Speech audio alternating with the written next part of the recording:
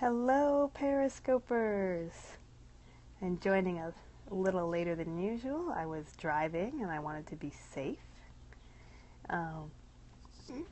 Thank you, Vertica Joy, for joining. It is so hot out here.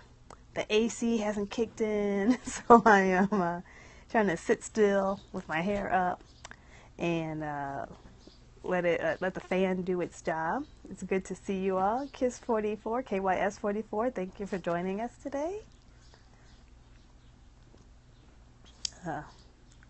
Twin Dads, Ford Fusion 2016, thank you for joining us.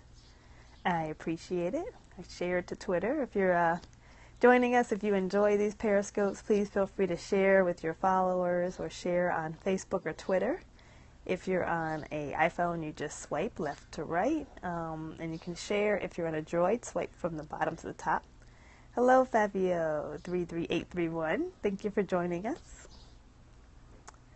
I'll give people a couple more moments, and then I'll go ahead and get started. And you can always catch it later on the replay, since I was a little late getting to everybody.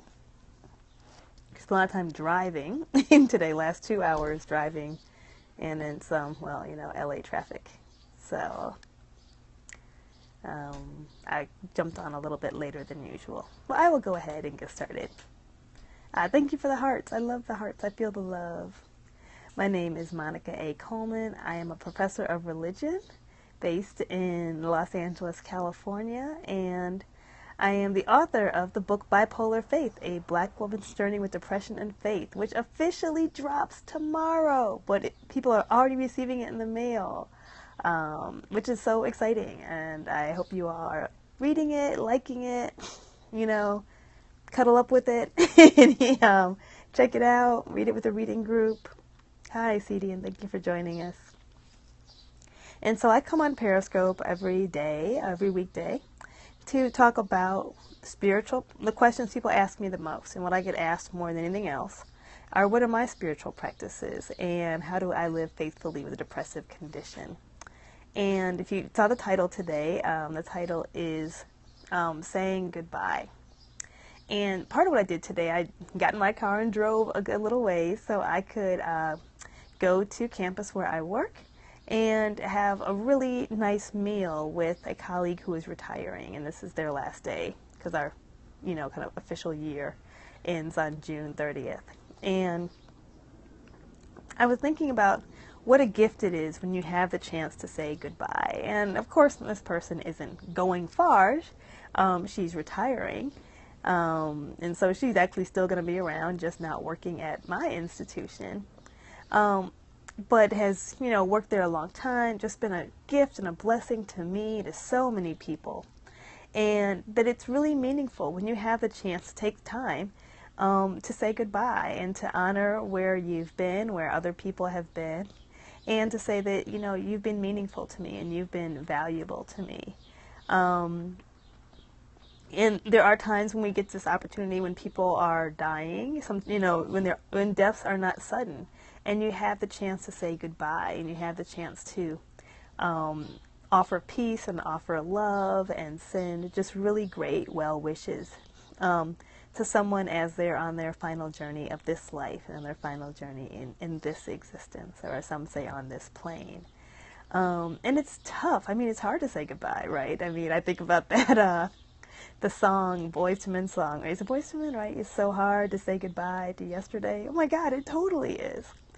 Change is hard. Moving on is hard. Familiarity is so much more comfortable.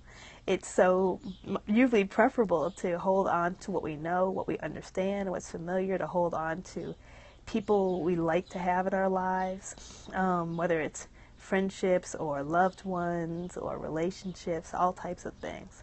And it is actually hard to say goodbye, but I think it's an important part of the process, and we don't always get that chance, right? There are times when we don't have an opportunity to say goodbye. When we blink and someone's gone, we're like, where did they go? What happened? They're just off social media all of a sudden, or they've died suddenly, or you couldn't make it there, and there are all these, sometimes you feel like these missed opportunities when you wanted to say goodbye. If I'd had a chance to say goodbye, and you didn't. And so I think that And that happens sometimes. And there are all types of ways we can honor those feelings and mourn them, as well as we mourn a loss. But I think that there's also the chances we do have time, the opportunity to say goodbye, and we should seize those opportunities. We should be able to send people forth with well wishes if we're able to do that, embrace them with love, and tell them how meaningful they have been to us and how meaningful they are to us in our lives.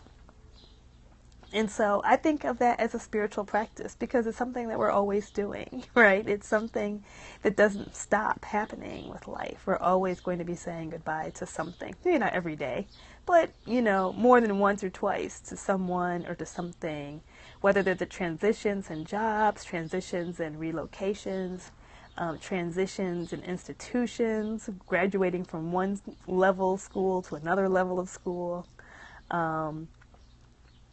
or saying goodbye to people as they leave this earth.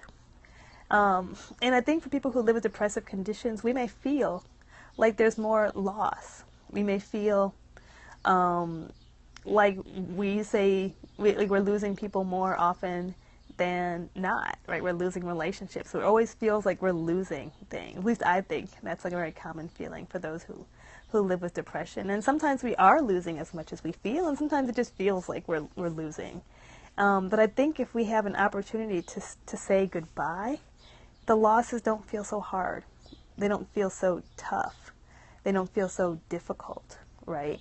I think that they feel gentler when you have, even if it's difficult, take the opportunity to say goodbye.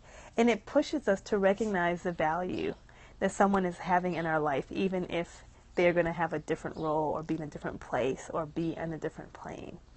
And so I wanted to share that as a spiritual practice, one that I've been getting to live out today and one that I live out often. Thank you for the hearts. I appreciate it. Counteracts some of the other jargon here.